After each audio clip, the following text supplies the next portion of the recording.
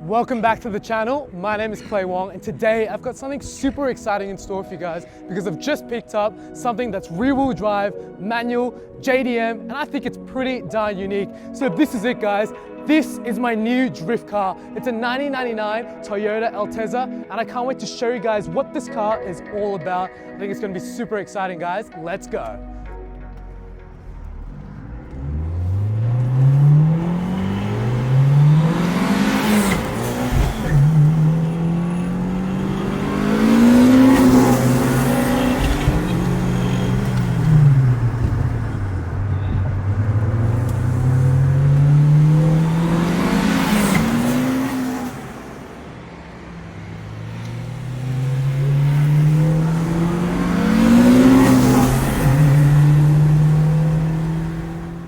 Here in Australia, it's a real shame we never actually got the Toyota Altezza. So this is actually based on the IS200, and from factory, it came with the 1G FE engine, which was a little bit down on power. And then on the other hand, we got the crazy IS300 with the NA2JZ. And although a fantastic motor, it was only automatic, and it was a little bit on the heavy side of things. However, this right here has received a full engine swap. And what's under the hood of this car actually makes it the Toyota Altezza because it's received the Yamaha 3SGE engine conversion, and it's a 4-cylinder, 2-liter Beams blacktop engine. It's effectively the modern day twin cam 4AGE engine minus the ITBs. It's got dual VVTi on both the exhaust side and the intake side, and it makes 207 horsepower or 154 kilowatts of power. And this car revs out to 8,000 RPM. It's got a 50-50 weight distribution. It weighs a lot less than both the 2JZ and the 1G FE. It's just got a really good balance about it. And I think to buy a Toyota Altezza right now, it's about the 15 to 20K mark. So to have it in the IS200 shell has made it really cost effective. And I can't wait to showcase this car going absolutely crazy in sideways. As you guys can see, there's a few mods. It's got an HKS pod filter, Cusco oil catch can, and an alloy radiator, just to name a few. But I think for the purpose of what we want this car for here on the channel, it's gonna be absolutely perfect. And being that it's got the full Beams 3SGE swap, it's also got the V160 factory LSD 4.1 ratio final drive gearbox. I think we can really get some nice slides in it. And as you guys can see, it's got a few good mods. It's got a carbon fiber bonnet. It's got this really rough wrap. It is a little bit shit. Like, don't get me wrong, this is probably the roughest car that I own. It's been sitting out in the sun for quite some time, and it's got a really bad fade over it. But you guys can see it's got the XXRs here, nice cheap reps with some Hankook RS3s. It was originally set up for track, but I think it looks really good, guys. It's got this JDM presence, and it's got a real aggressive track when you're rolling on the street. So as we make our way around the car, you guys can see it's got some wide body front guards as well as the rear guards. They've been bolted on, all cut really nicely. It's a little bit too much tire for drift setup with the standard 3SGE engine. However, I'm sure if we do a 1J swap or a 2J swap down the line, it's gonna be perfect for just that. So, I mean, it looks really good, kind of understated, kind of cop bait as well, but I think it's a nice little mod to have.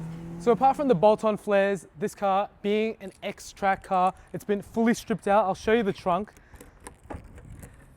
There's literally nothing in here. It's all about being lightweight. I haven't actually touched this car at all. I haven't even washed it. This is exactly as I got it. So obviously not clean at all, but you can see that this car has a full engineering mod plate. So everything has been registered to the chassis, which is what we want for a legal drift car. And we can obviously drive it on the street, which is what we want. It's got a stock exhaust, and there's nothing too obnoxious about this car.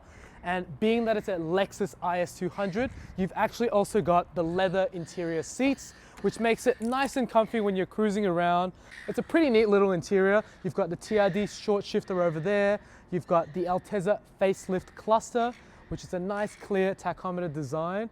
And it's a pretty rare one as well. There's a few more bits and pieces in this interior, but it's a nice little cabin to be in for drifting. At the back, you've still got a full interior, which we can completely strip out, but I think it's gonna be a good spot to put all my spare tires in. For the wheels, of course, the XXRs, as I mentioned before. However, you've got some DBA rotors and some nice brake pads, X-Track car. You know, it's just so ideal for setting it up for drift. So without any more further ado, guys, I really hope you guys like the new Toyota Altezza or IS200, whatever you guys want to call it. I think it's going to be a whole lot of fun to have on the channel. I think everybody wants to see more drift stuff, so this right here, I think it's going to be the perfect candidate for future videos here on the channel. So let's go for a quick drive and show you guys how this car is. Let's go for a drive. It's a very hot day today. It's like 35 degrees, but we're going to try and make it work in the little Altezza IS200. There is no aircon, just bare bones, stripped out, drift spec kind of car, but let's see how it is. So the clutch is an ORC single plate clutch. It makes a lot of noise. It's a lightweight flywheel, but it's quite tricky. But once you get the hang of it, it's not too bad at all, honestly. We'll put the windows down because no ventilation in here. Yeah, I mean, setting off, apart from the clutch, it feels like a normal car, really. Steering is nice and tight. Very quick rack ratio, and I don't know, it feels very darty and responsive. I like that. Turn right onto Middle Street. Let me just turn that off, guys.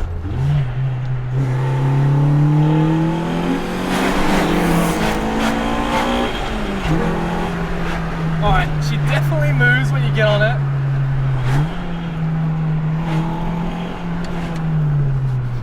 Being that it's set up for track, the car feels really sorted.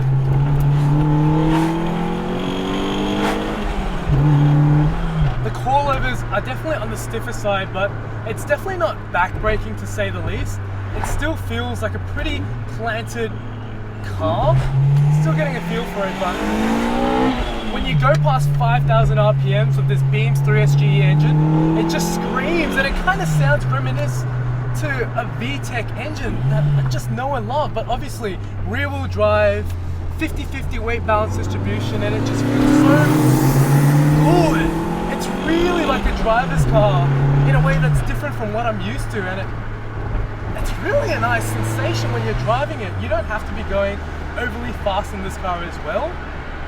If you're just cruising around the speed limit, it's still really nice and somewhat comfortable of a cruiser, being that it is a Lexus or a Toyota. You know, you've got leather all around you. This cockpit is nice and somewhat premium. Obviously, being a 99 model car, it is a little bit on the older side. It is definitely dated, but something that I really like about this particular car is the Altezza facelift cluster, as you guys can see. So with this TRD short shifter, it makes the gears really easy to go through. It's the 6-speed V160, so it's nice and tight. I can really see this car being quite a fun race car.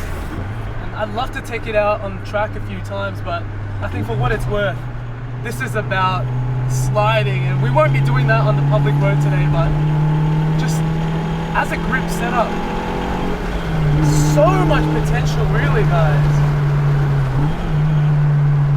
And the brakes really stop this car on a dime. Super planted. I really like how the previous owner has set it up. It's a real shame that it isn't as looked after, being that the condition is a little bit on the poorer side, but for the drive line, the performance, it's got that down pat. When you reach the 4,000 to 5,000 mark, you hit that VVTi of this Beams engine, and it's just so exciting to do so. I do apologize in advance if you guys can't hear me that well. It is quite loud in the cabin. Second gear, 6, 7, 8. Wow, this thing likes to boogie. It's definitely not the fastest car that I've ever driven.